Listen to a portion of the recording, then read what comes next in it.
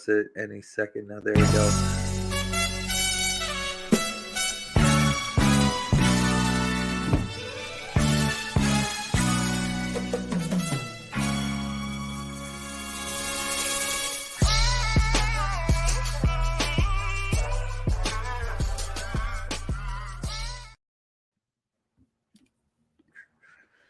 Hey, honeys and hunks.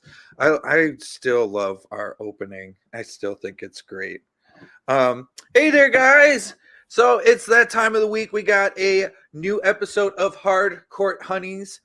As always, we have the gal from the North. We have Jade Auxiliary Things Johnson. So, Hey. how you been this week with basketball? It's been a slow beginning of the week, but then I was watching the tournament games. So early week was like just Raptors. I didn't have the concentration or patience for anybody else. But yesterday, the in-season tournament games were fantastic, and the day before were a lot of fun. Yeah, I actually caught some Raptors games this week with that NBA League Pass. I'm sorry for you. I'm sorry.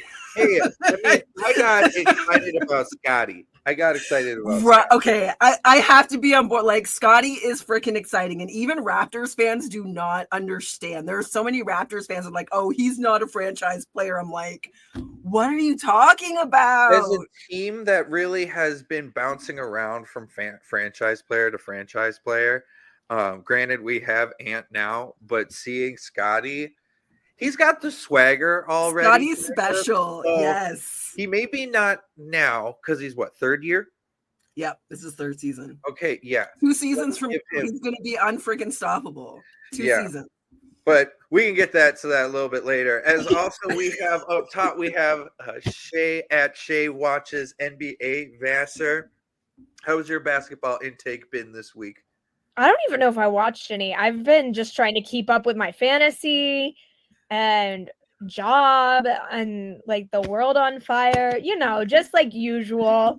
I keep forgetting you have a fantasy team this season. We need to talk about that more. I know. I've got 3. I'm last in my league, so I'm not doing so hot. Yeah. I had to take a breather from fantasy this year. It's so tough to keep up with basketball fantasy. I love it. It's so tough. But if you got it, it's when you get that one injury and then you're screwed. Yeah. Are you kidding? I between my 3 rosters, I've got Lauri Markkanen injured, Kristaps Porzingis injured, Jamal Murray just came back, CJ McCollum just came back, Lonzo Ball is injured indefinitely. Like, I'm hoping to get this out of the way at the beginning of the season and kind of like get through Christmas and to the All-Star break and have smooth sailing. That's what I'm hoping happens. That is, I mean, once it hits January, that's when it's really game time. Right. Okay, so before we deep dive into today's episode, don't forget to follow us on Facebook and YouTube at Hard Court Honeys, and then at Hard Court Honeys on Instagram, and then HC Honeys on Twitter. And we're getting back to the podcast system, so you'll be finding us anywhere there. And yeah, so this week we are going to be talking about with the Celtics. They're being number 1 in the league right now, or at least number 1 in the Eastern Conference, depending on how the Wolves do. But anywho, is it without Marcus Smart? Did they lose much, or are they actually better now with it? Orlando or Pacers? What do we got going on with that? Cavs, I haven't heard anything about them much this year. I don't know if you guys have, which they're a good team, but why aren't we hearing about them? There's got to be going back. All right, Suns, we're getting in rhythm now. They're getting flow. People are coming back, injury. Things are going. Rockets, 8-1 at home, 0-8 away. 3 straight loss. Is this going to be what the end of it all? Zion's back. CJ McCollum's back. Watch out, Pels. Who knows? We're going to dive in. Okie dokie, Eastern Conference. Like I was saying, Celtics are number 1, and they don't have it. Don't have Marcus Smart. But they have replaced with Drew Holiday, and also Kristaps Porzingis is injured, but has done well. And the continuation of the growth of Derek White. Jade, would they be as good with Marcus Smart as they are now? Yeah, I think so. Like at the beginning of the season, I was not ready to endorse the Celtics because I wasn't sure that they were going to be able to absorb the loss of Marcus Smart. I'm convinced now they've done exactly what they wanted to do. They're at the top of the Eastern Conference. They're winning the games they should win. They're in all the other games. Like you mentioned, Derek White is having a crazy good start to the season. I think we can still call it a start to the season. It's week 7. So I'll stop calling it start at like week 10, maybe. We are at game 20 almost. So we're a quarter of the way through. So I think we're a quarter of the way in. I think we can say we're in the season. Yeah, we should. I'll say I like the quarter number. It's because it's like it still says early, but it's not like 5 games. Right. In. Yeah. Once it hits Christmas, that's when it's real game time. Yes. Favorite day of the year. Oh, I'm so glad. I'm so excited. Anywho, for real.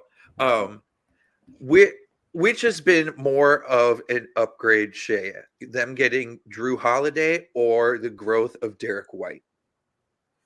I think Drew Holiday. Drew Holiday. I mean, I'm not any expert on this, but I just like Drew Holiday. I think everyone does. I think everybody wants. He's the kind of guy that you put on any team. He's going to be a team player. He's going to be professional, and he's going to produce. Like, he's one of those guys in the NBA that's just like, who wants Drew Holiday? Everybody wants everyone. Who doesn't want Drew Holiday? How I looked at it is, so when like the Bucks got Drew Holiday, I kind of viewed it as like Pau Gasol and Kobe, where the fact where that first, because they only got halfway through the season, they didn't get a full season rep. But then once they got that full season, that's when they won the title. It was literally the next season. That was with Drew Holiday and the Bucks. They needed they just needed a little bit to get to know each other. Yeah. Do you know what he did speaking of Drew Holiday? You know what he did when he was a Pelican? He retired, and then his wife, who is on the U.S. women's national soccer team, or at least was at the time, she'd gotten a brain tumor. So he kind of quietly retired to take care of their kid and take care of his wife. And the Pels were like, okay, we're going to give you still a little bit of your paycheck for it because you're doing what you're doing right now. And they're like, we'll open you back to open arms. And yeah, then he came back. I think he just missed out on Anthony Davis and DeMarcus Cousins. Damn. That would be great. But anywho, also Porzingis, Jade, how have you been liking him with that team? Man, he was great when he was not freaking injured. Right. He's and because he's a center. Centers are so important in fantasy basketball.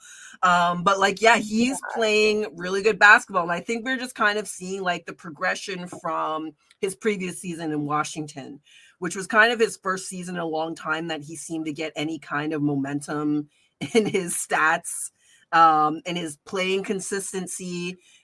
He got enough run in Washington last season without being too injured so that he was able to just kind of pick that up where he left off in Boston this season. I don't have I haven't seen any updates on when he's going to be back. I'm hoping it's sooner than later. He's been out for a hot minute now. So I was going to say, yeah. Yeah. So hopefully he'll be back shortly, but yeah, like, I mean, and for the Celtics to be where they are when he's been injured, like your starting center, and to be rolling like that, the sky's the limit for them when he gets back. It does help, though. They got Al Horford, which Al Horford is like the big man version of Mike Conley.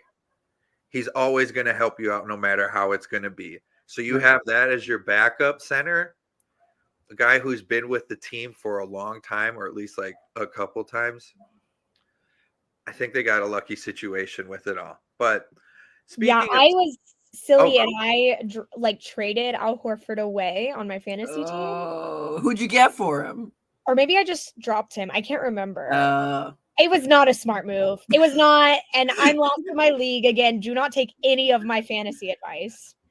He is, though. I will go to your defense. He is much more of a non-stat player when it comes to his objectiveness. It's a lot of intangible. He's not the same fantasy player other guys are, even though he's super effective for his team. Yes, he is a on the defensive end, a great floor general. Yeah. He knows how to point out everything. That's why a couple of years ago I said Al Horford Defensive Player of the Year. Rudy Yeah. Gobert got it instead. So, I mean, looking at my team, I'm like, yeah, we got that guy. But so right now, there's two surprising teams right now that are really fun to watch, and it's going to be Orlando and Pacers. So Orlando, from the few games I've actually watched this year, it's much more team oriented. Yes, Paulo is doing great. Franz is also growing into a great player himself, but it's still a young team. But they're pulling out some hard wins. While Pacers, I mean, Halliburton, that's just kind of one of the things you could say. Like, Man, that kid. you were watching him play last night. Yes. So He's I want to hear ridiculous. your take just at first on Halliburton. Yeah, well, first I just want to say the fact that again this year we have more surprise teams that nobody saw coming. Right. How awesome is that? I love it. And I see this happening every year now, and it's just the best time in my life to have been a basketball star. Nothing is basketball fan. Nothing is predictable. And like, you know, last year we had teams come out of nowhere that we were like, oh, like it was the Kings last year. Where did the Kings come from? What's going? And now we've got two teams in the Eastern Conference, and Orlando was like bottom of the barrel NBA team 2 seasons NBA ago. purgatory. So, like, it's so exciting. But yeah, Tyrese Halliburton, my gosh, can that boy play some hoops? And it's not even just that he shoots the way he shoots. He passes well, he sees the floor, and he has that X factor, that thing that makes him him. Like De'Aaron Fox has it, is another player that I think of right now in the league who is like just coming into their own, and their own is going to be like, holy crap. Just think they were almost teammates. Both Yeah. Fox and Halliburton. I don't know if that This is better. No, it wouldn't work. They both needed their own space for sure. I agree. I still look at that trade is a win-win. For sure. Both teams got it. Sabonis was the big piece that pushed the Kings over. Halliburton was at least a solidified franchise player, where Sabonis was already kind of going, and they weren't going. But no, watching him play last night was crazy. Can we just talk about his shot too for a second? That's what I was literally about to bring that up right now. He has One of the those guys with most a broken shot and unorthodox looking shot. And I heard him on Old Man and the Three a few weeks ago, and they talked about that, of course. Mhm. And he talked about how when he was playing AAU hoops, he was always the smallest, so he had to learn to get his shot off quickly, and that's why his shot looks insane. But it falls all the time. He shoots right from the hip too. It's crazy. Whenever you have a player that shoots that extreme, 9 times out of 10, they're a bucket. Yeah. Or they can be at times. There's very few players that have like the janky form that are like, oh, you could still play. There was one guy, Michael Kidd Gilchrist. He shot like this. Oh, I remember him. Yeah. That one didn't work. But if you look, I don't know if you guys remember the Kevin Martin. He just flick it out. Barely bent his wrist or anything like that. And just for context on Halliburton's shot, so far this season, he's shooting 52.1% from the field and 44.7% from three. His career stats are 48 from the field and 41 from three. So like crazy efficiency on top of, and he's averaging almost 27 points right now. 4 rebounds and almost 12 assists. So talk about a team player. Not only is he getting he's dishing out almost 12 assists a game. Like, what?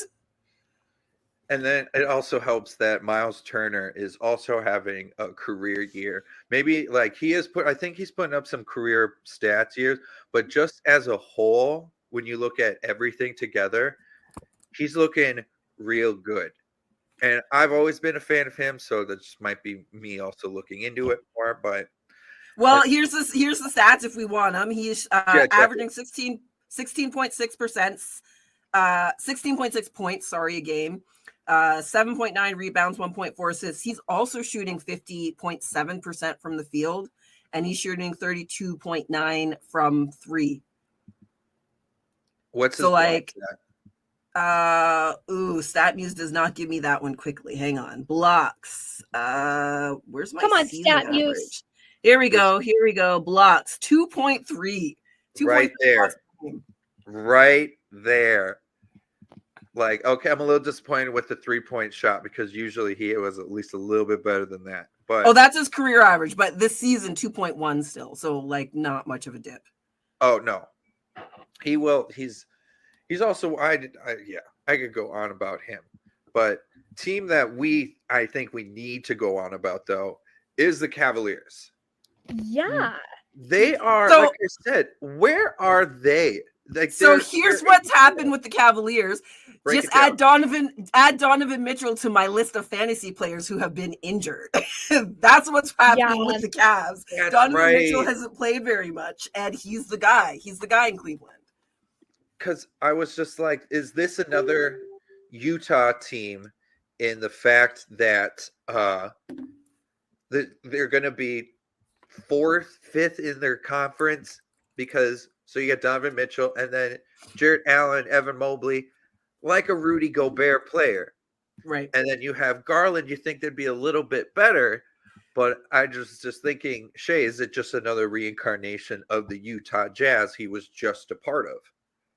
Possibly. I mean, I feel like I know nothing about this team though. Like I feel like I don't even know about basketball today because it's just like these are like things that I don't know. Like, you know, it's such a weird, I feel like we're hitting like the deep tracks or something. What's it called? Like deep cuts? We're hitting the deep cuts of the NBA. We're on the B sides. Yeah, we're on the B side.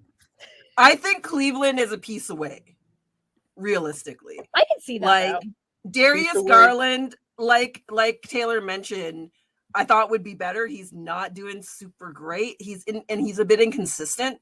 They need one more, like Donovan Mitchell. He goes out there, you know what you're going to get from him. Jarrett Allen also has been slightly inconsistent. Like they need one more guy who's going to go out and you know what you're going to get, and everybody else can fill in the spaces between Donovan Mitchell and whoever that next person is going to be.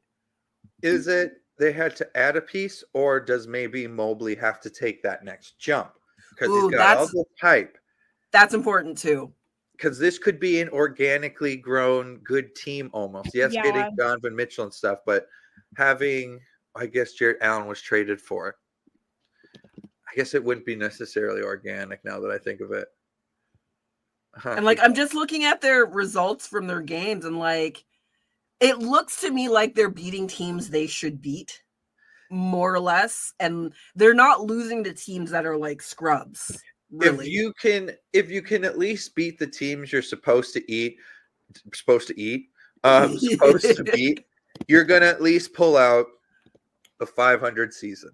Right. You're gonna at least pull that out.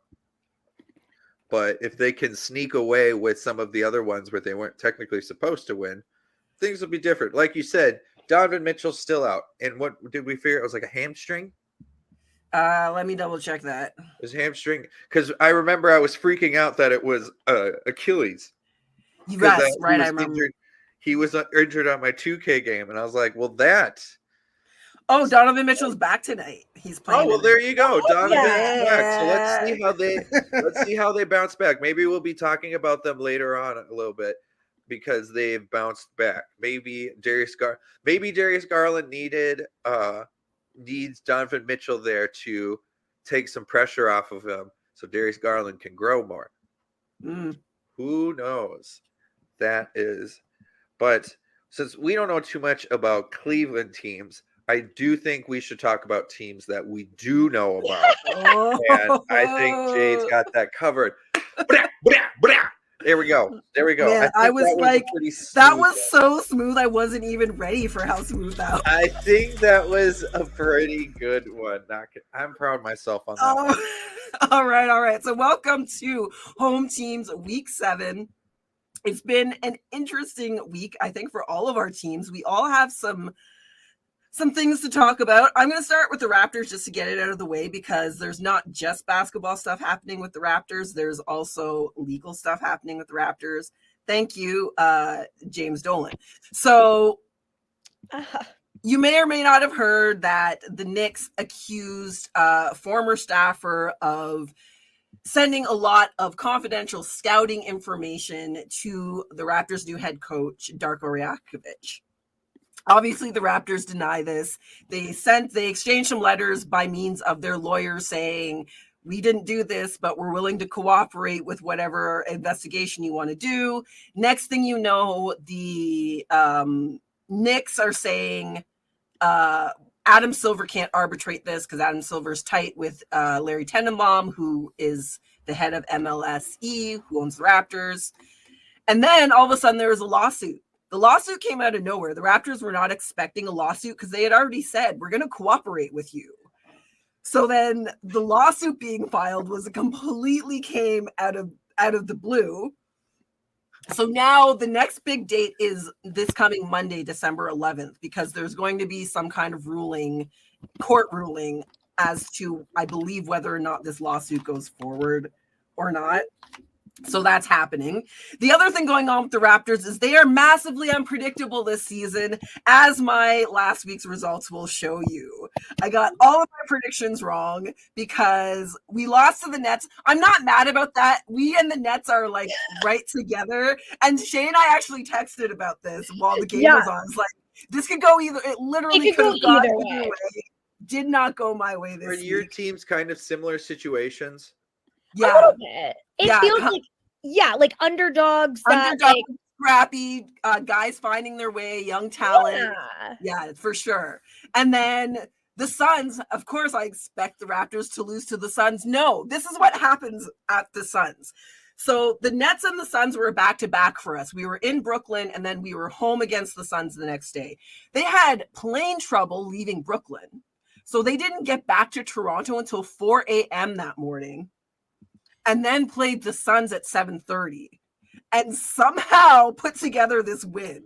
Then I'm just like, you guys, like I tweeted, like, this team has not been this confusing to follow in a hot minute. Like, I don't know what's going to happen any given day, because we beat the Pacers, we beat the Mavs, we keep beating that we should lose to, and we keep losing the teams that we should be beating. So it's just like, I don't know. I don't know what's going to happen. And then I thought we'd beat the Knicks. We did not beat the Knicks, but that's on me. I did not give the Knicks enough credit because I generally don't pay that much attention to the Knicks. But if I could go back and have that one to do again, I would call that a loss, because frankly, the Knicks are better than us right now. So it's a Tom Thibodeau team. Yeah. They're going to hover around the middle of the conference, and then they'll maybe get to the second round. And then everybody's dead tired by it. Well, and the things that are going on there, like Brunson is 18th in scoring in the league right now as of yesterday, because they played tournament yesterday. That's when I heard that. And Julius Randle was the player of the month, Eastern Conference player of the month this month. So like the Knicks got a little something happening, but like Taylor said, I still don't trust the Knicks. Like, not for playoffs. Julius Randle's a workhorse, and I like him for that, but he can get real rough playing. Yeah. I had to agree with Stephen A. Smith. When he said, I think it was Stephen A. Smith, where he said one of the Knicks' biggest issues is their best player is always the second best player on the court. There's never a time where they have a player that's the best on the court.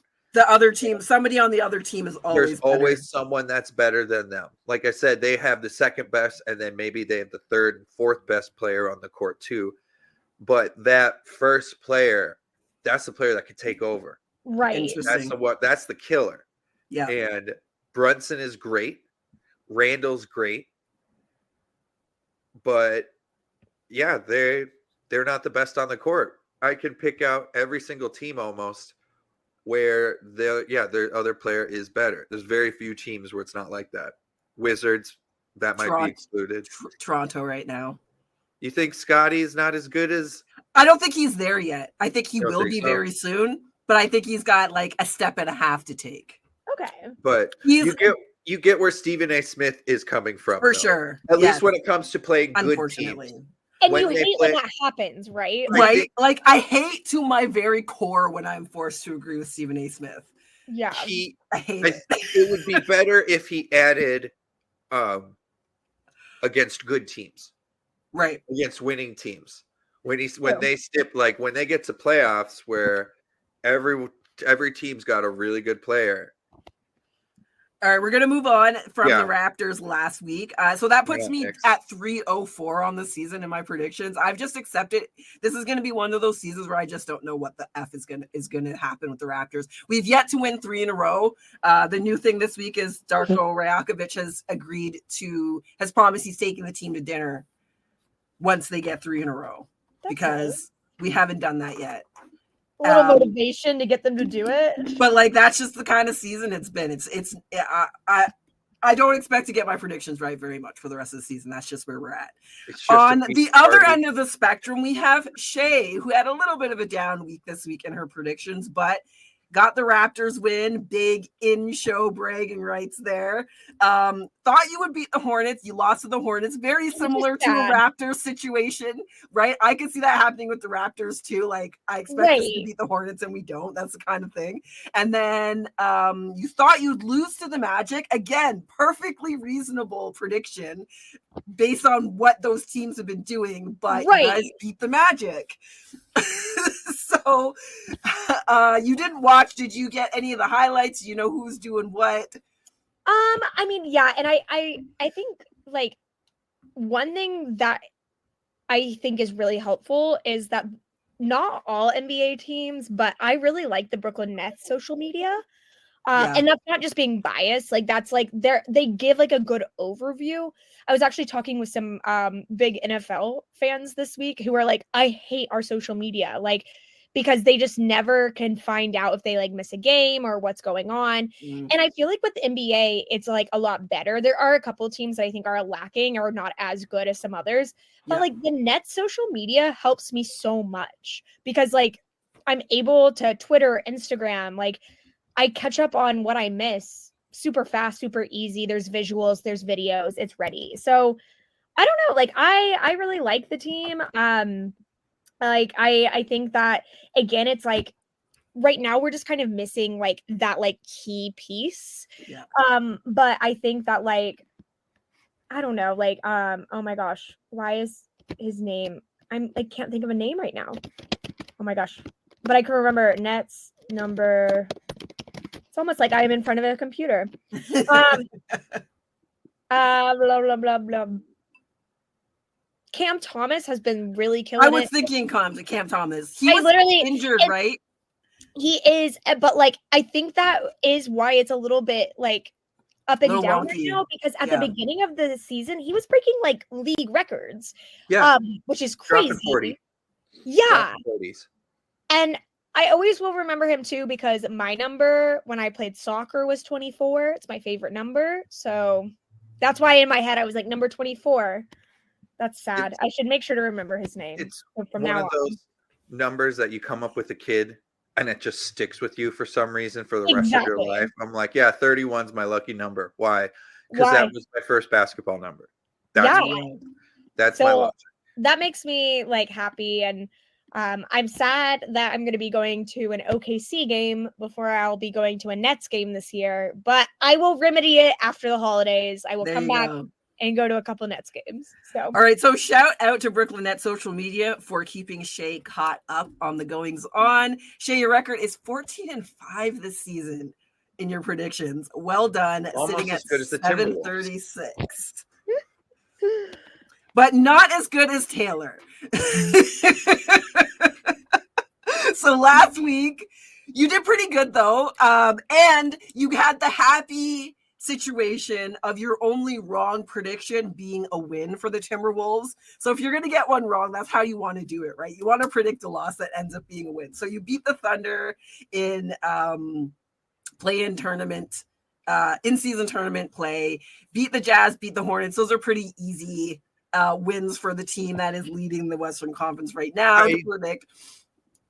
I do think that this was my ballsiest week by saying all wins. All wins. Yeah. All wins, right? I agree. Because they're one of the fan pages I'm a part of. They're like, okay, lifelong fans, what are 3 words to describe the season for you? And I was like, fan of 20 years. My 3 words still is hesitant. I am still hesitant. People will finally come up to me at club. They're like, yeah, they're doing it. And I'm like, yeah, they're doing it. We'll see. They're doing what it. happens. Don't know how long, but they're sure doing Like it. you said, we're only a quarter into the season. There's a lot of basketball left to play, but And 3 wins last week.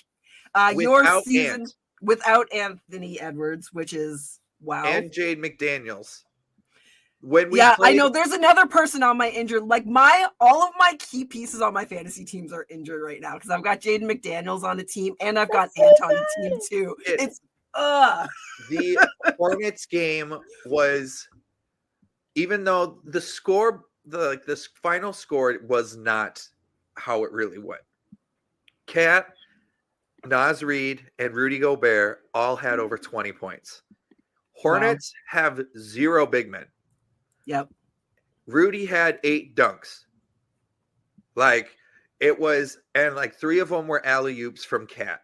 Like they have those 2 guys right now are clicking together. Mike Conley has been one of the biggest graces to Minnesota basketball over the past decade because we haven't had a leader like that in forever. Yeah. So no, I don't. I still am really anxious about all of this, but I am happy with it. Enjoy the ride, man. So that's our week 6 results. So we'll do a little update here on our win prediction results. So you've got 10 of your 42 predicted wins for the Nets so far, with 3/4 of the season left to go. I think we're looking pretty good. Taylor, 15 of 46. You are. I don't know. I'm getting close to saying the Timberwolves might have a 50-win season. Wow, I can see it if they can keep it up. If they keep up this pace, there's no way they don't. I got 48. I might think 48 now, but I ain't doing 50. 50 is Kevin Garnett era, so that's why I say that. We will revisit this as the season goes on, of course. And my Raptors haven't cleared 10 yet, the last of our home teams to not have 10 wins. Hoping to change that tonight, which is the perfect lead into my predictions for next week, because here we are. We've got the Heat. Yeah, it's not going to happen tonight. We're going to lose to the Heat tonight. We're going to beat the Hornets on Friday. And I want a revenge game against the Knicks this next Monday. Do it in the Mecca. Yes, and here's the thing: Pascal Siakam loves to play at MSG, so I'm looking for a big game for him, and I'm looking for a revenge win against the Knicks because I've had it with the Knicks. Moving on to Taylor's Timberwolves this week. We have the exact same schedules this week, by the way, because of the tournaments. We have all 3 of us games Wednesday, today, Friday, and Monday. So Wednesday versus the Spurs, win or lose? Win. Yeah. They've been on a real, the only reason why I'm hesitant, they've been on a real rough road streak. And it has to break eventually. Yes. And it does have to be eventually. It has to break eventually. And but hopefully not against the Timberwolves. It is a little bit of a little bit more sought after game because it is the 2 giant Frenchmen going at it. Right. So, and Rudy is coming off of some real good games. He is leading right now. He is the early vote getter for Defensive Player of the Year, which if he gets that, shut up, fans. Like Grizzlies, Jaw's still gone, so I think we got to win there. And Pelicans, I think we're gonna get a loss. They've been really annoyed. They've been really annoying, and not only that, the Pelicans are about to play in the tournament. Like they could win. Yeah, the tournament, and there's no telling what the momentum from whoever wins that tournament, how that might carry through the rest of their season. Yeah, that we'll get to in a split second later. So might want to dish it over to Shay before I start going on. Right. All right. Side trip averted. Nets this week. Again, Wednesday, Friday, Monday. Tonight at Atlanta, the Hawks. What do you think? The Hawks are so hard to predict.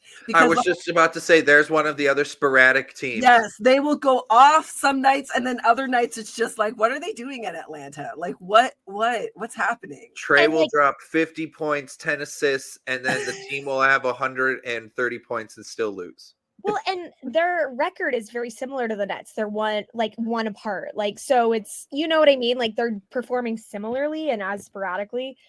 I'm gonna go ahead and say win. Mm-hmm. I think because I really want them to win. So hopefully they feel that. Listen, when it comes down to a team that's really close to your home team, you got to take the home team. Like, no one's gonna fault you for that. How about Friday home to the Wizards?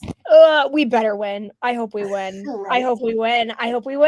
It could go the other way. I hope to God it doesn't. And then Monday at Sacramento Kings. I'm going to say a loss. Yeah.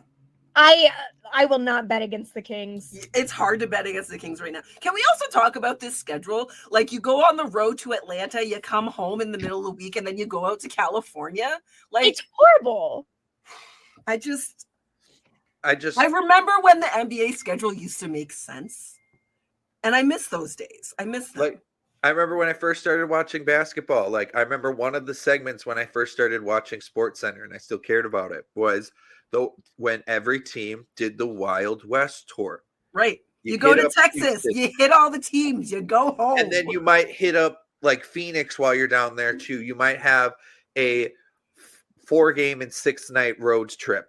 Right. That sucks, but that means you don't have to hit up that for the rest of the season. Yeah. Or maybe you might see them another time, but it's like after 2 days after like a home game. Especially for the Eastern Conference teams. Like, I don't understand the schedule. The same thing with California. There's 3-4 teams in California. Why can't the East teams play them all on the same trip? Yeah. Like, it doesn't also help. Western Conference got 3 different time zones. Right.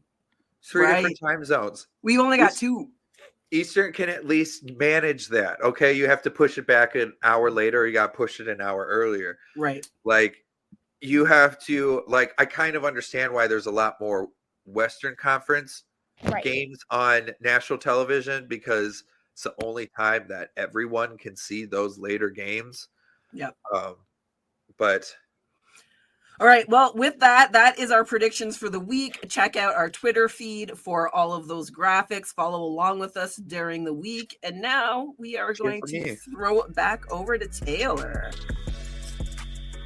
So we've hit the Eastern Conference. We've talked about our own teams. Now let's talk about that West Coast life. That's Western Conference life. What is going on? So Suns, they're kind of figuring some stuff out. And I think one of the things is because they're trying to stop using Bol. I'm sorry, that's me. But also the Suns have had injuries. Devin Booker just got back into the lineup. Yes, he just got back from it. So we're going to be seeing a surge from them because they are mad. Jade, how scared should the Western Conference be right now? I think when you have 2 guys on your starting lineup who are walking buckets in Devin Booker and Kevin Durant, any team playing the Suns has to be worried. Like, you cannot go in complacent against this Phoenix team. You can't. It's a terrible idea. You're going to lose that way. So, and I think now that everybody's healthy again, if they can start clicking, well, not everybody, sorry, because who am I forgetting? Bradley Beal? Yes, thank you. I did see that he might be playing this week, though. So, again, they're going to get that next piece back that they put all together to hopefully make a deep playoff run. You have to take the Suns seriously. And what I've been super impressed with Devin Booker the last 2 seasons is his defense. He has really started to play like real committed defense. The effort is there. He tries. That's and I mean, I want to try. I know you may not be the best. Try. The effort. You can 100% effort doesn't matter how good or bad you are on it. The 100% effort matters, especially on the defensive end. So yeah, I'm excited to see them kind of come along. I've always had a bit of a soft spot for Devin Booker. I've always liked the Phoenix Suns because like they have the best colors. Yes, that's why.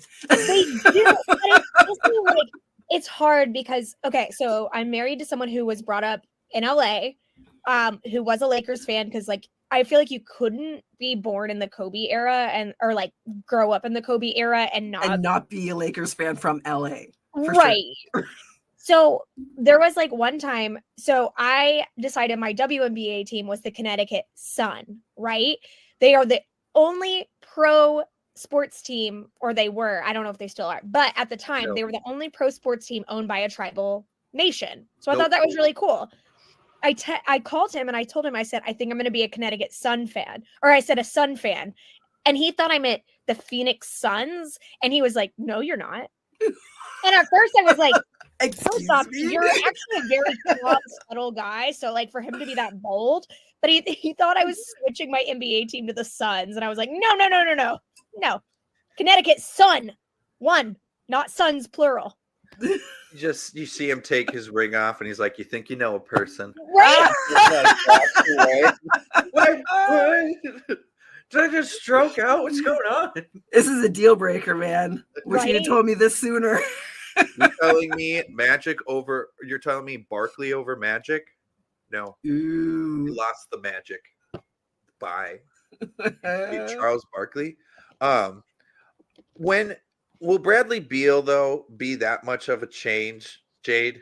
We've already had some questions with it. So here's the thing I think about Bradley Beal in this situation. Bradley Beal's going to be a filler, right? He's going to fill in behind Kevin Durant, behind Devin Booker. It's not like in the Wizards where if he didn't show up, we're screwed. It's not like in the Clippers where they absolutely needed him to be the best Bradley Beal he could be because Kawhi and Paul George are injured all the time.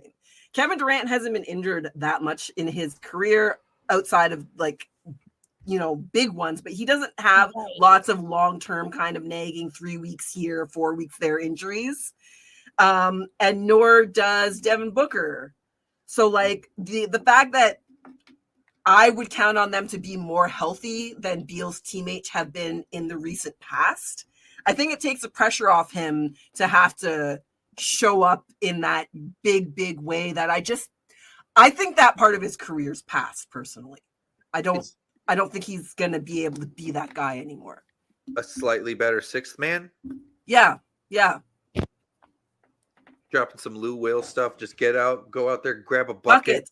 Get buckets. You're trailing by 10. Bradley Beal goes in, buckets. That's what you need from him. That's what he's always been for sure, was a bucket. Yeah.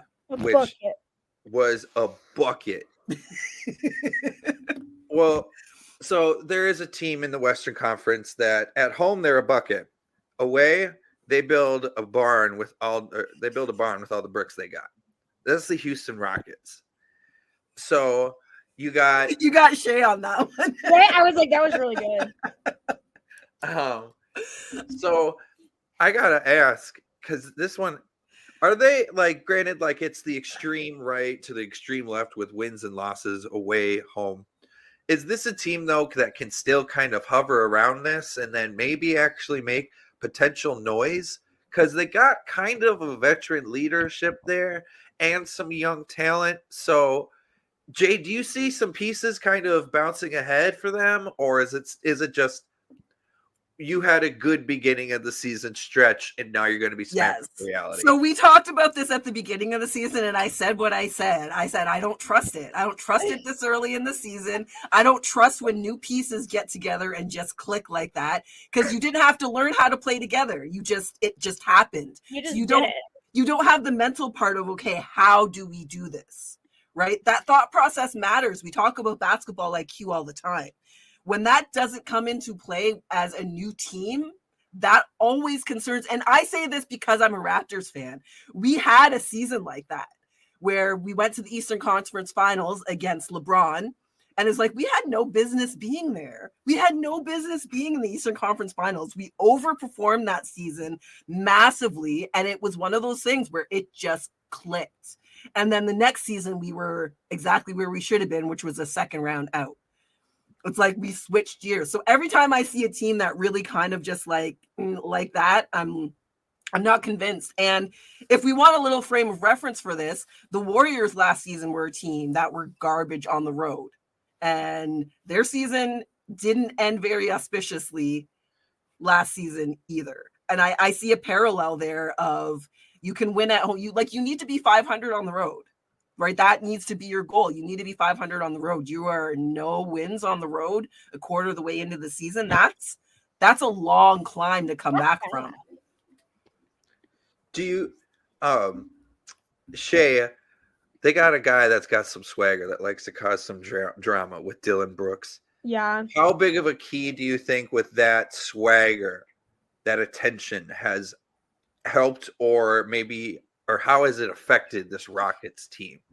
Because you got vets that can deal with it, but then, like I said, you got some real young talent that may not be ready to get that media attention yet. I think it's affecting it. I mean, in some ways, I'm happy that Dillon Brooks is in some like a smaller or less relevant team right now, because then he's not getting, the ego isn't being stroked in the same way.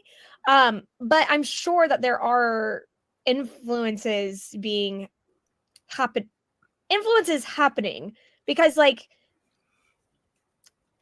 that's like not the, I don't know, like it works for Dillon Brooks in a certain way, but I could see other younger players thinking that they could get away with certain, I don't know. It's a hard thing. It's just like, it's kind of like returning to the John Morant like issue of like, is it wrong? Is it bad? Are basketball players just going to like be themselves no matter what? Do they need that kind of like motivation from another seniority player, or, you know, like. Well, and here's my concern with the Dillon Brooks, Fred VanVleet combo is that they are both guys playing with a chip on their shoulder. And I said this to a Raptors fan. I said, listen, Fred played with a chip on his shoulder and it propelled him from being undrafted to where he is, but he failed to discard that chip when it was no longer necessary. Right. Which is why, in my opinion, his last season in Toronto was not what we needed from him. And so the fact that now they're together, I worry that they're going to feed that with each other. And then that energy is not going into being teammates, winning games, all that kind of stuff. That makes sense. What about Uncle Jeff? Uncle Jeff is in that locker room.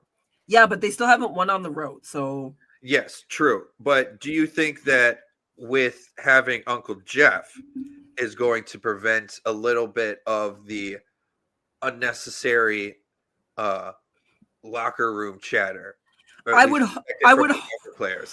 hope that it would. I don't know how much, this is something I'm going to think about probably this week. I don't know how much veteran presences are. I feel like that is shifting a little bit in the NBA, where it's not quite as important if you are not able to be active on the floor. So like, I mean, I don't care about the Rockets. I really don't care how they do or whatever, but I mean, straight up, I get that. For now, like they got to find a conference. Like literally, there is no reason besides doing this. There's really no reason for them to be on your radar. None whatsoever. None. Like, I feel that completely. And anyone that listens that a Houston fan, I'm sure there's exact teams like us. So be nice. But a team that I'm excited to be checking out, though, as much as they also scare me, is the Pelicans.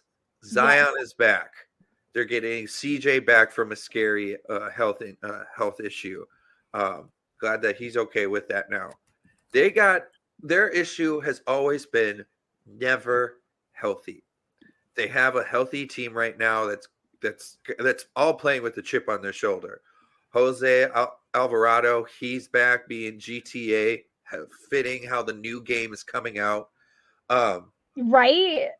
By the way, but Shay, like, what are you expecting now from them with having all of the pieces back, like in full? Like, where are they going to continue going in this Western Conference? Well, I mean, my biggest fear is always that Zion's just going to be out again. Every time they get something working, Zion is not reliable. And that sucks because when he's on, he's great. I love the CJ McCollum partnership. I think New Orleans in general, they have a really good fan base that's very loyal to the Pelicans. Brandon Ingram's playing really well. He's he's the new mid-range. I mean, he's always been there, but now when you think of mid-range shot, it's like Jimmy Butler, DeMar DeRozan, Brandon Ingram, just guys that in the mid-range game. That dude though always looks baked. He has resting high face. Always. 100% of the time. And now we know for sure that he is, because he doesn't get tested for that. No?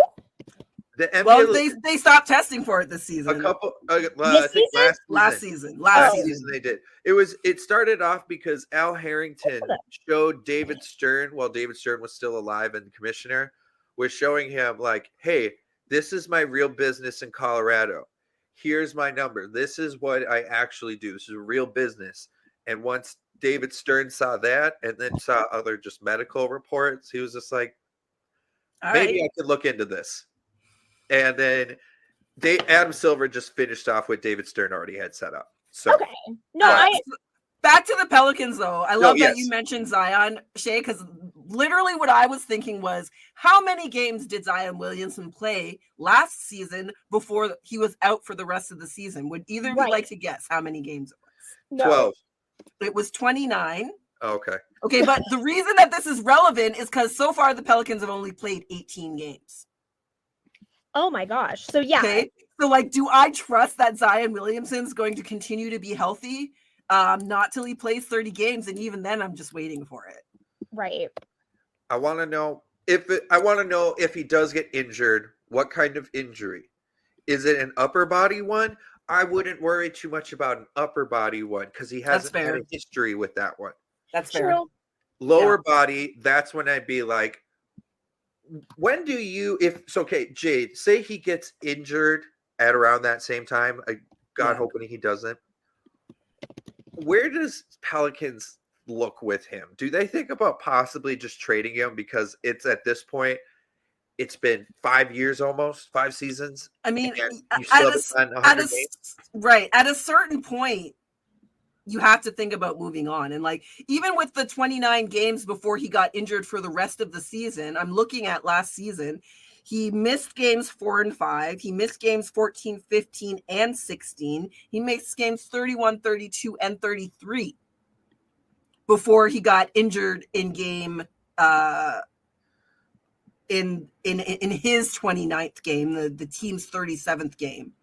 So even through those games, he sat out significant, 3 games all back to back is a lot twice early in the season. The minute restrictions too. And also every time he comes back, he's on minute restrictions. Yep. So at a certain point, you have to decide you're going to work around Zion Williams' lack of consistent availability and build around him. So all right, we have Zion when we have him. We're going to make the most of it while he's there. But here's the plan for when he gets injured. Because at a certain point, you have to start thinking about it as a when, I think. Right. Because I've heard stuff on on podcasts and stuff about them being they're there, but are the Pelicans actually there? Right. Every piece should work out, but it just never clicks. But yeah. Well, I think we've gotten some good takes with that Western Conference. Shay, do you got some laughs for us today on Twitter? I sure do. You got some laughs for us. Let's swing it over. Twitter time, y'all. Twitter time. Twitter. All right. This week we got some good stuff. I'm so excited. And these were all natural. I did not have to go hunting for tweets this week. Ooh, nice. I found just scrolling. So I'm really excited. Okay, number 1 it's the Airbuds Pod, which is patreon.com/airbudspod. Remember when LeBron drew Bart? So this is a screenshot. I don't know when this was. I did not know about it until this tweet. But LeBron, I guess, drew this and then just said, just messing and doodling around. Miss doing this all the time. Used to be my escape. Bart got a big ass head though. My bad, Bart. Been a while since I pick up the drawing emoji. So, yeah. Oh, you go, I Jay. mean, it's not that bad. I was just about to say, it's just enough to show that, no, there was a time and point where you actually did to draw. So, like, For sure. I For kind sure. of believe that he actually, no, this isn't just a social media moment. Like, no, Right. this is actually what I used to do for fun that just nobody knew about. Yeah. It's just good enough to show it, but it's also bad enough to be like, nah, you haven't picked it up in a minute. Like, honestly, this is one of the more endearing LeBron James things I've seen maybe ever. Yep. It's maybe like ever. kind of cute. Yeah, No, it is. It is. And yeah, it's better than me. Better than what I could do. Of course, here's another thing that LeBron James is at least decent at. I mean, LeBron James is Built good at a lot of differently. things. He's just insufferable about it. He's built differently. He's built different. He's built differently. All right. From Clement Almanza, aka at C Almanza 1007. These usernames have gotten a lot harder to say. I'm just saying. I don't know if usernames have gotten worse or if I've just gotten worse at I think they just ran out of the easy ones, and then you have to be inventive to have one that's available. True. What? So Clement just tweeted Wonder. I think is how you would pronounce that because That's so all of the funny. games were W names. Oh my gosh. How can they have that many W last names on the same team? Because Well, they Besides do the fact- David Williams. I was going to say, besides the fact that both of those guys named Williams have the same first name too. these are Right. actually all the future draft picks that they'll have for the next 10 years. That's just actually the names of That's all funny. the players. So I want them. Have you seen when Key and Peele do like the NFL players like yes, watching it's stuff my like that? favorite I segment. want on to Key and do Peele. that with them, and then except just do their last names. just their last I'm name. Williams. last names. Williams. I'm Wiggins. I'm Waters. All right. Oh This man. one's for Jade. From Noor at Noor Yes. Zainab. Your fave NBA player when OG Anunoby is guarding him. Look Damn at straight. Locked up. So this is funny that you do this because my roommate only gets to see Raptors games on the weekend because he works nights. So we usually watch whatever Raptors games are on the weekend, we watch on the weekends. And he's always talking about the other team's best players, about like, they're not that good. Why are they? And I'm like, listen, you only see him play against OG. You only Right. see him play against, you don't see him play against anybody else because you only watch Raptors games. So like sometimes he's talking smack about players. I'm like, dude, you have no idea what you're talking about because OG's guarding him tonight. But also, can we look at this picture? Who? Who put their Man. grandma in a giant bird cage?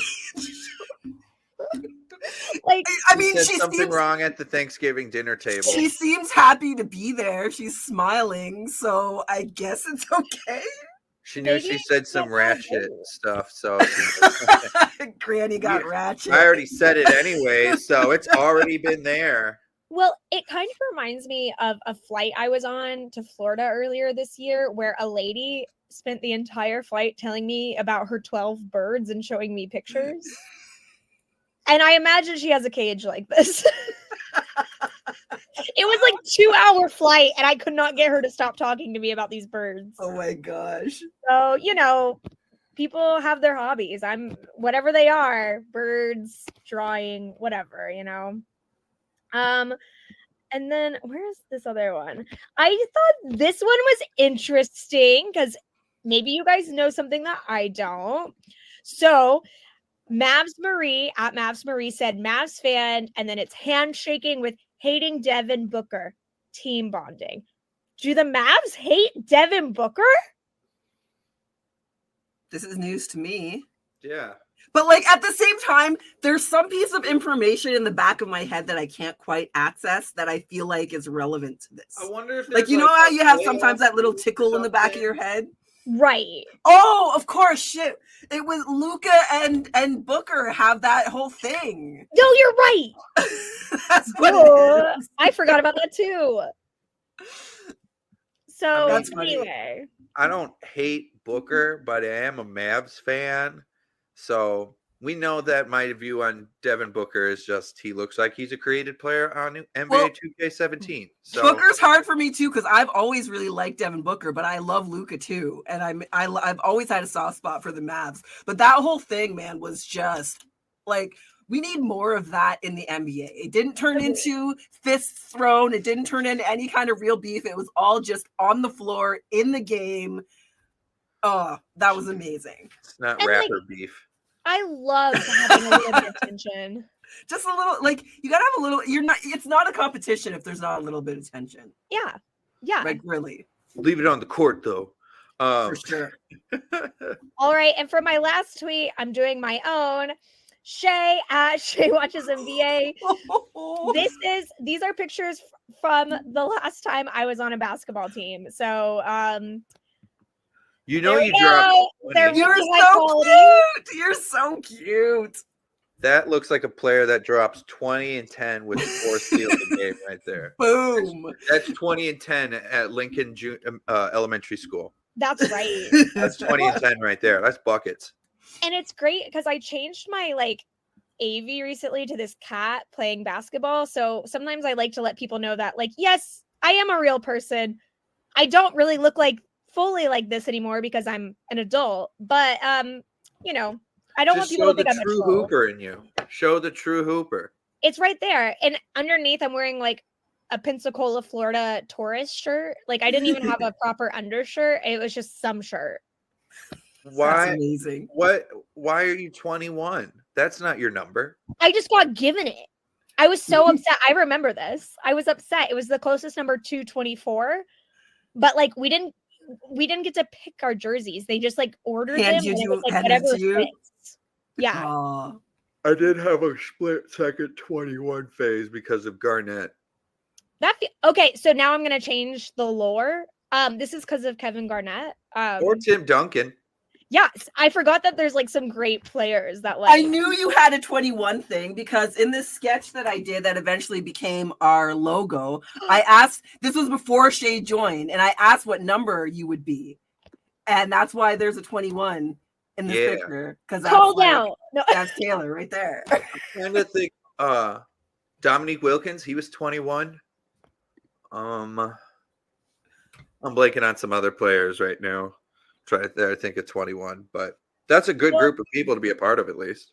at least you know the one time I played basketball, I was number 21. There you go, guys.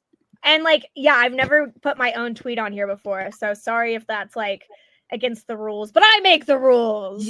Damn straight. We're all part of NBA Twitter. All our I tweets are guess game. someone thinks, oh, okay. Nice, just putting their own stuff on there. Uh, You don't see me plugging my stuff. Yeah, whatever. But all right, now last thing we're gonna hit up today is the in-season tournament. I kind of want to hear all your kind of takes now, as it is now kind of officially been going and stuff, and it's soon to be in. Jade, what is your take? So I feel like this week I really started to grasp the bigger picture of the in-season tournament because it was Halliburton specifically, but somebody else, I can't remember who, both of them said this is the biggest game of their career in the games that were played yesterday and the day before. And I thought to myself, oh, damn, this changes things for NBA teams because as things stand right now, if you get drafted 1st through 5th, which means you're presumably getting drafted by the previous season's 5 worst teams, right. you could get drafted and never play a playoff atmosphere game for like 7 or 8 years because your team is not there. No, yes, I know that. But now with this tournament, the tournament atmosphere is crazy and the players are taking it seriously. Yeah. So now you have these bigger games, these playoff games, these games where players have to find their stability, their mental toughness, because both teams are trying so hard to win and it feels like a playoff game. So what that means is that every season that there's a new team heading to the playoffs, I'm always like, no, they have no playoff experience. It doesn't matter how good they did in the regular season. They're a new roster with no playoff experience. It's not going to matter. The in-season tournament could change that because it's giving them an opportunity to be in that same mental space. Because the playoff thing is not about how you play so much, especially as a playoff team. And this happens where you have a 50-win regular season, but it's your first, it's that roster's first playoffs, or it's the first time they've gotten through the first round. This gives players that experience of those high pressure, high games. Also, the fact that they're playing nationally. Indiana never gets national televised games. Right. But now they do because they're playing so well, and now everybody sees them. Everybody knows.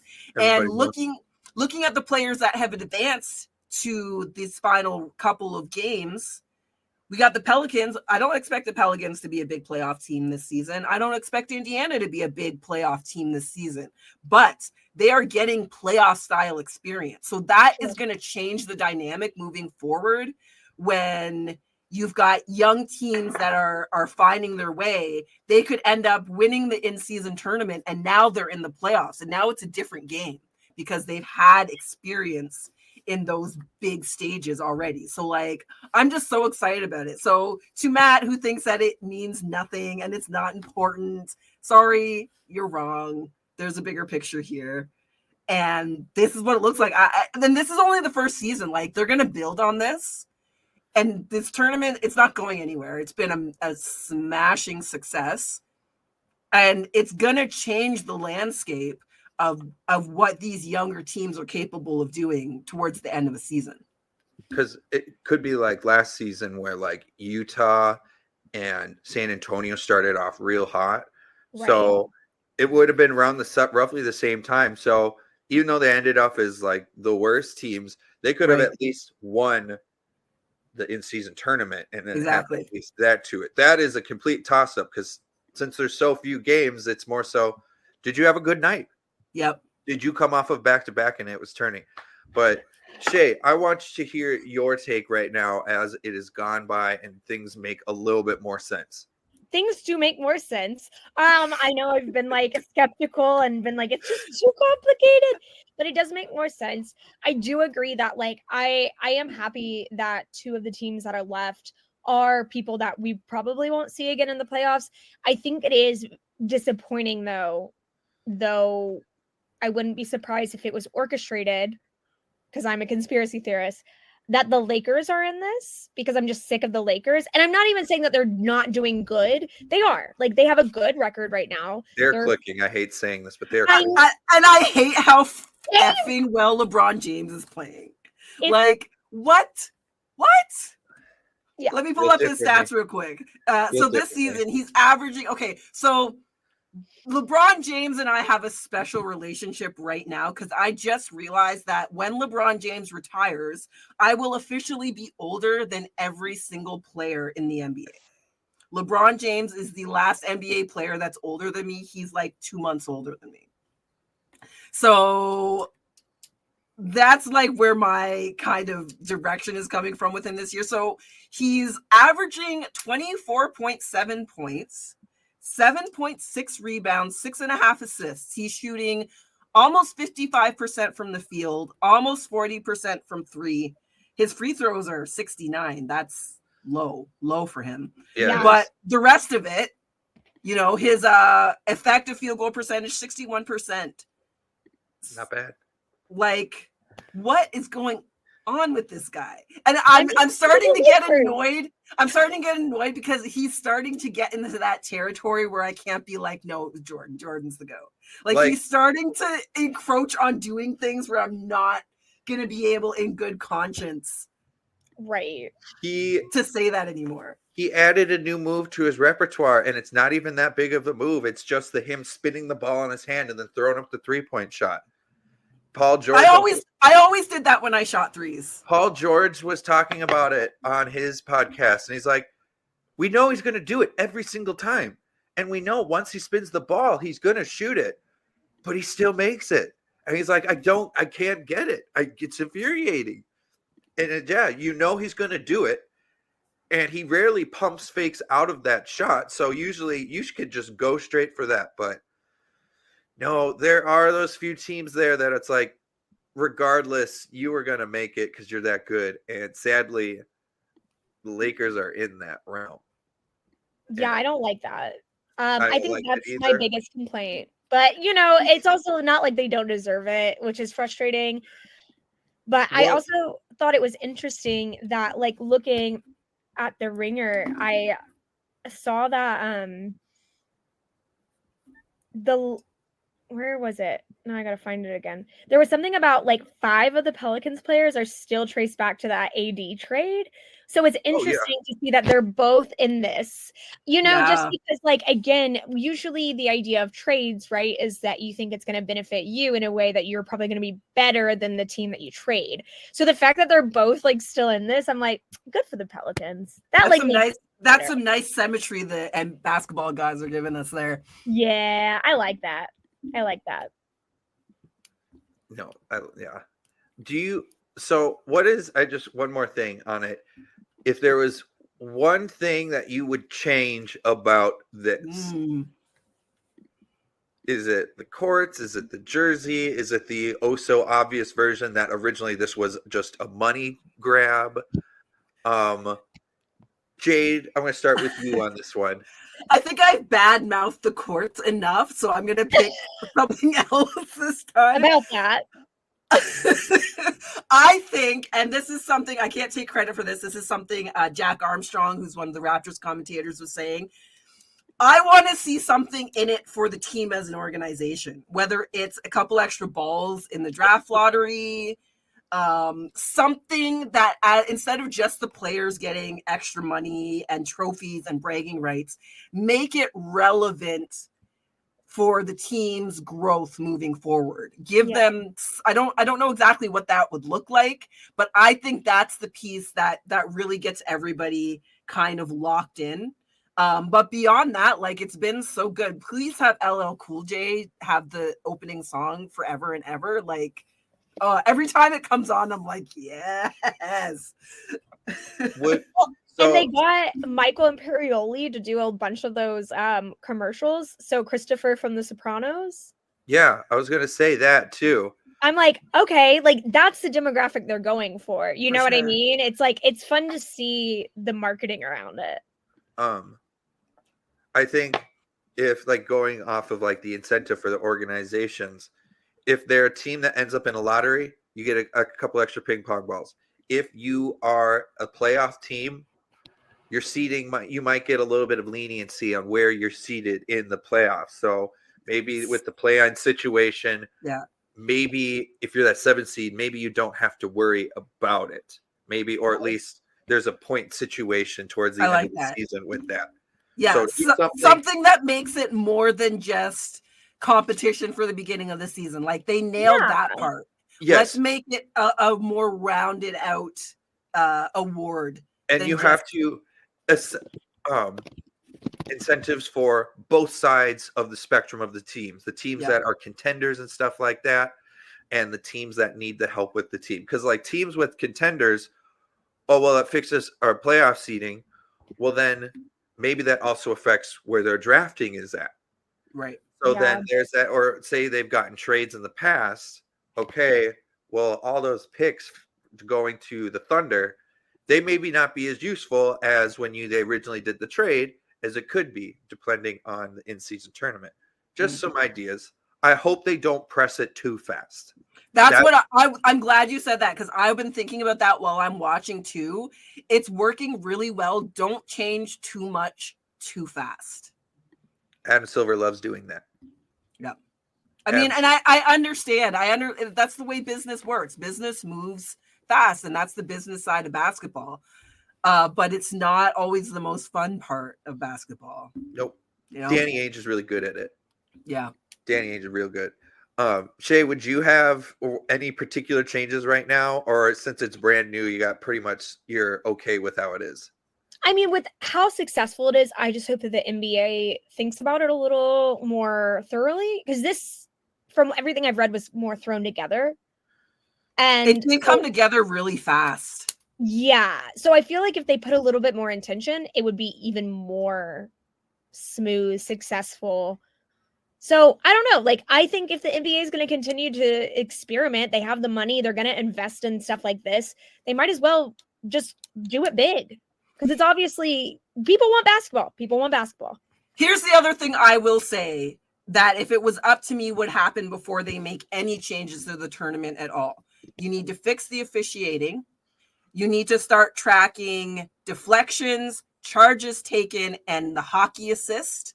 Like you've improved the flash of the game, improved the meat of the game, improve the way the game itself is. The players can handle it. The players Yeah. can handle any of this now. Like the NBA is so talented right now. Improve the game from the very bottom.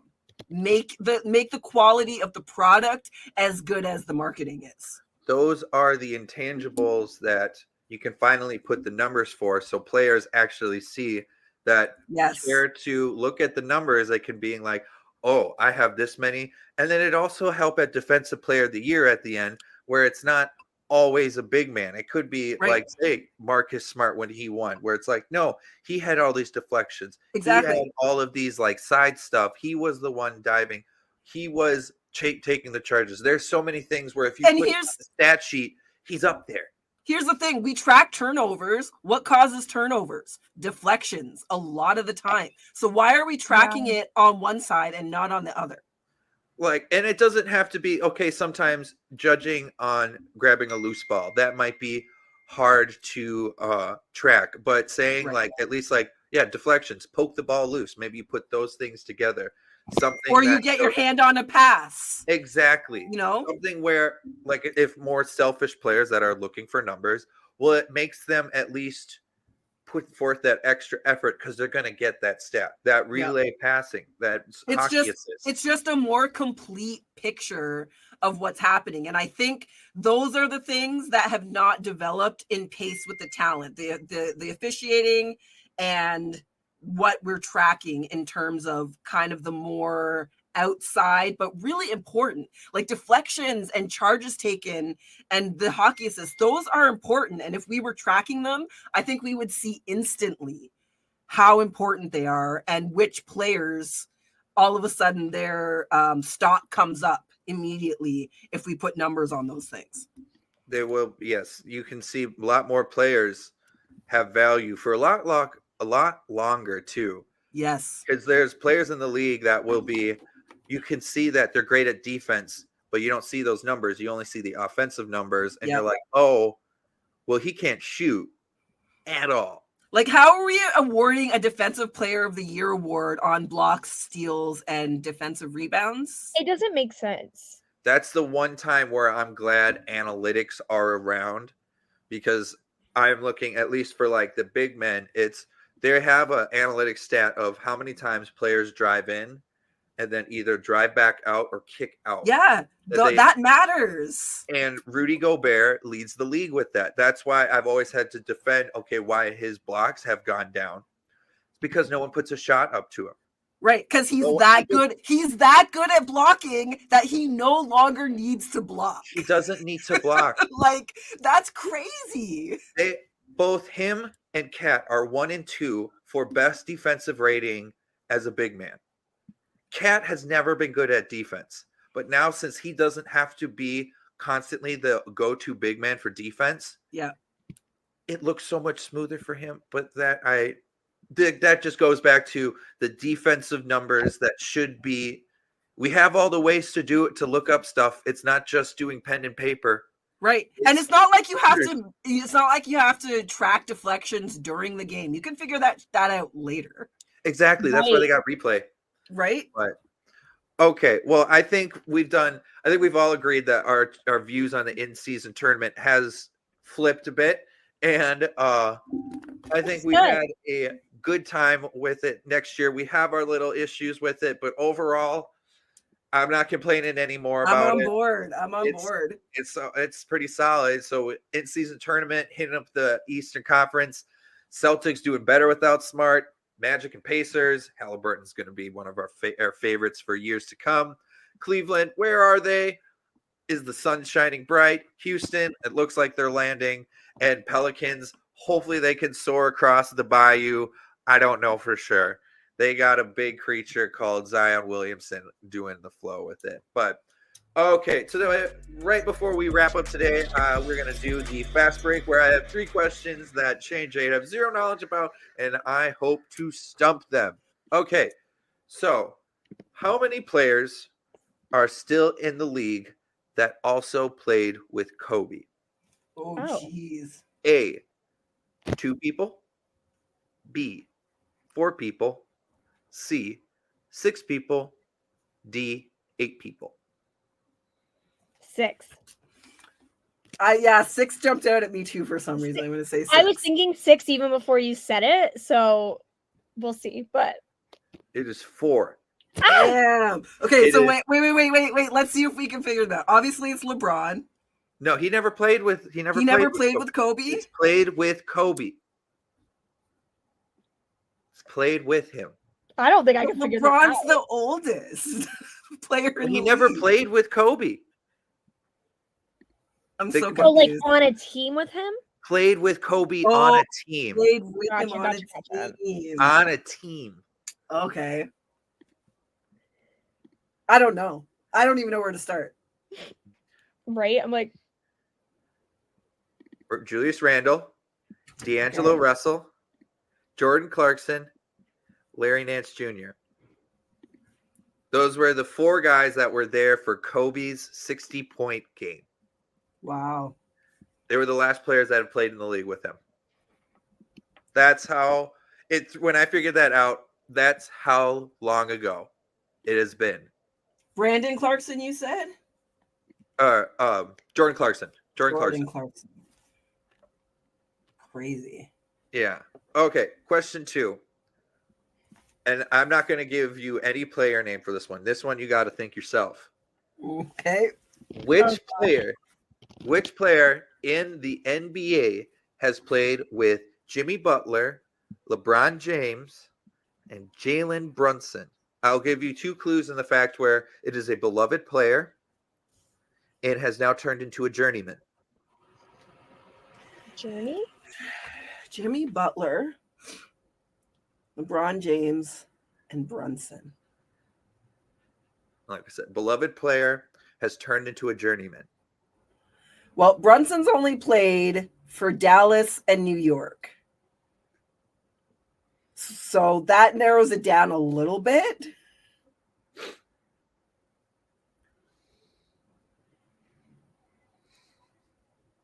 I got nothing. Got nothing? I don't know. Carmelo. I don't know. Derrick Rose. Ah! Oh, damn it. Derrick Rose. He's had a couple of good games this season. He has, but I feel bad for him because they're having him as like a backup, and he's just or like a backup, and he's just like, no, this is not what I came here for. You guys were a good team. I came for a good team. Yeah, Right. Which that's a guy, he won't get a ring. probably not. He won't. Unlikely. And he is probably the one for me in the league right now is the most deserving of one. But whatever. I gotta go Chris Paul for that for me. Chris Paul, Yeah. over the past years, he's really starting to annoy me more. Russell Westbrook. All right. So speaking of players, I wish that got a title, and I know Jade and probably Shay don't really give a rat's butt about which alcohol does Carmelo Anthony sponsor? I've A, seen this. I've seen the commercials. whiskey, Ah! B, bourbon, C, wine, D, tequila. It's a tequila. I was gonna say it's gotta be tequila. It's wine. Is it? Really? He's like a Juan sommelier. I would not have guessed that for him. No. And I think he has a new podcast coming out. Okay, speaking of podcasts, and I promise this is kind of relevant. Okay, Would either of you have ever guessed that Charles Barkley would be doing a like hard-hitting current events podcast with Oprah's best friend? Is he? Yes, on CNN. I did not know this. Okay, Because you haven't so been watching basketball because there's commercials for it all during the national games. That's also I though am- because the basketball games I get are not who I want to watch. Okay, why do I live in Brooklyn and I don't get Nets games? I am giving you guys the win for the Carmelo thing because you just said you just saw something with Carmelo Anthony. He just signed with 1800 Tequila, See, I didn't know that. but he does have his own wine. Okay. Gotcha. Okay. Like I think so. Has launched his own his wine, the Seventh Estate. He's been trying to do it for 3 years. Yeah, Little it's not fun fact easy with to it's not Carmelo. easy to just start with wine from nothing. No, true. One last thing, fun fact about Carmelo Anthony that I love is that him and Stan Lee almost made a basketball superhero crime fighting kid. That They would've almost been made a amazing. comic book for it, but things fell through because they were about to start doing Iron Man. And I was like, yeah, I Yeah, think I you got to understand why they- focus on Iron Man. a I little can bit. understand why they were like, comic books have gotten us here, but movies are going to take us to places.